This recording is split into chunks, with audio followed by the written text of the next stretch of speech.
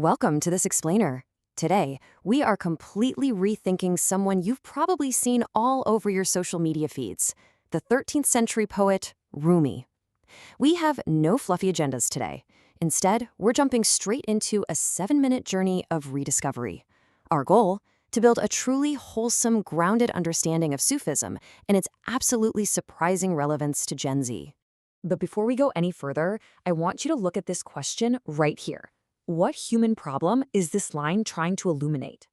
I challenge you right now to stop asking what nice aesthetic quote you can repost online.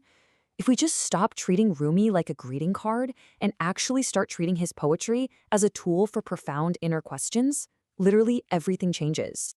Not just a quote machine, moving past the comfort aesthetic. Okay, let's dive into this and just acknowledge the elephant in the room right away. Rumi's profound, world-altering work gets so easily reduced to emotional stickers placed over pretty sunset photos. Let's compare these two. On the left side, we have the modern aesthetic. It's the pop culture brand of Rumi. It's all soft reassurance, toxic positivity, and the idea that everything is just beautiful. But look at the right side, Rumi's actual world. It is filled with tension, yearning, rupture, and deep spiritual dissatisfaction. He's not trying to flatten your uncomfortable reality. He's trying to show you what those tensions reveal about you. And this brings us to the phone battery analogy. It's a brilliant way to approach his work. Think about it. If your phone battery keeps draining fast, you don't just paste a nice, calming wallpaper over the home screen, right? That doesn't do anything. You need to go into the settings and find out what is actually consuming the power. Rumi isn't offering soothing wallpaper. He's actively investigating the hidden drains of your soul, things like ego, distraction, and false attachments. Section 2. A Guide to Inner Conflict. Why Identity Isn't Clean. Modern culture constantly demands that we have curated, clean, perfectly packaged identities.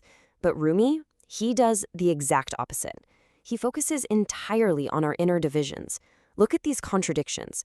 I mean, this is Gen Z's inner division in a nutshell. You want individuality, but you desperately want belonging. You crave freedom, but you need stability. You desire self-expression, but you are absolutely terrified of being misunderstood. You seek authenticity, but you also kind of really want visibility. If you feel pulled in these opposite directions every single day, well, Rumi completely validates your lived experience. Now, read this incredibly powerful quote with me. The self is not a finished object. It is a field of struggle, and that struggle can reveal what you truly love. Notice how Rumi doesn't solve your modern tension by forcing you to just pick a side. Instead, he suggests that this very tension between the self that clings and the self that opens is actually a doorway to a deeper reality. Section 3. Love is a gravity field, beyond romantic feelings. So, the crucial point here is a massive redefinition of what people usually associate with Rumi. Let's redefine love. In the Sufi tradition, love is not merely a cute romantic feeling or simple physical attraction. No, it is a powerful force that entirely reorganizes the self and reveals what you are actually made of. Think of it as a gravity field. You might think you're choosing freely every day, but over time, your deepest loves pull your life into a specific shape. What you consistently move toward begins to define the whole shebang. So what does this gravity field look like in Rumi's poetry? Well, it looks like desire that exposes your incompleteness. It looks like grief that entirely shatters your illusion of control. It's a surrender that fundamentally weakens the ego, and a joy that is so much more than just a passing mood. This is exactly why Rumi's imagery sounds so intense and, frankly, sometimes painful. In Sufi language, love hurts because it literally has to break your false self in order to reveal your deeper, truer one. Section 4. The Art of Indirect Truth. Why the poetry is so indirect. Now, you might be wondering, if Rumi has all this profound insight, why doesn't he just teach it directly, like a step-by-step textbook? Well, the mango analogy illustrates exactly why. You simply cannot explain the taste of a mango using literal facts to someone who has never tasted one. You just can't.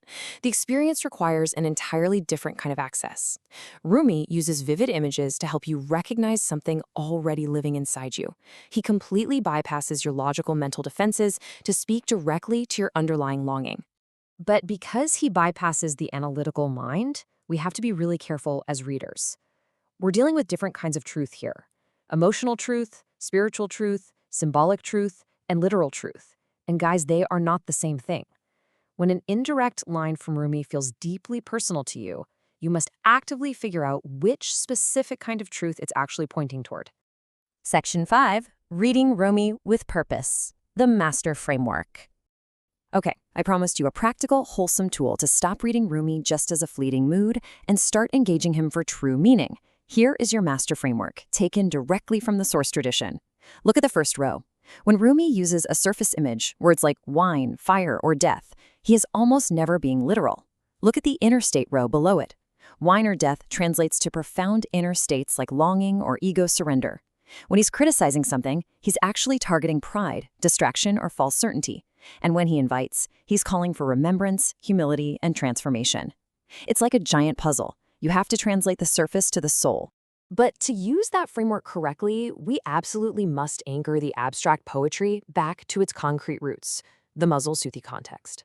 We need to be open enough to let the poetry work on us, sure, but skeptical enough not to just turn it into generic, universal self-help. Rumi comes from a highly specific tradition. Stripping away his Islamic context reduces a profound, life-reorganizing system into shallow heritage decoration.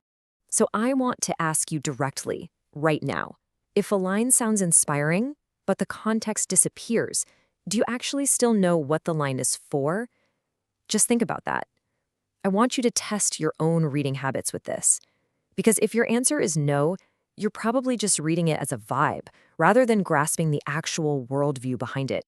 When we stop extracting inspiration and actually enter a conversation with his tradition, 3 major transformations happen. Number 1, his language gets so much deeper because you realize it's part of an entire spiritual system. 2, his relevance gets sharper, speaking directly to our modern identity confusion. And 3, his limits become visible, which beautifully protects his work from being shallowly universalized. Let's bring this all home to the real world. Picture this concrete example. A university student trying to hold together family expectations, career pressure, an online identity, and private spiritual questions, feeling completely split into multiple selves. Does that sound familiar? This is exactly where Rumi meets us today. A line about longing doesn't just comfort this student, it names the emotional fragmentation itself. It names that painful split, and it leaves us with this incredible, lingering question: which self is performing and which self is actually searching? As we wrap up this explainer, I want you to apply Rumi's challenge directly to your own life today. Don't just look for a quote to post. Look for the self that is searching. Thank you for diving into this with me.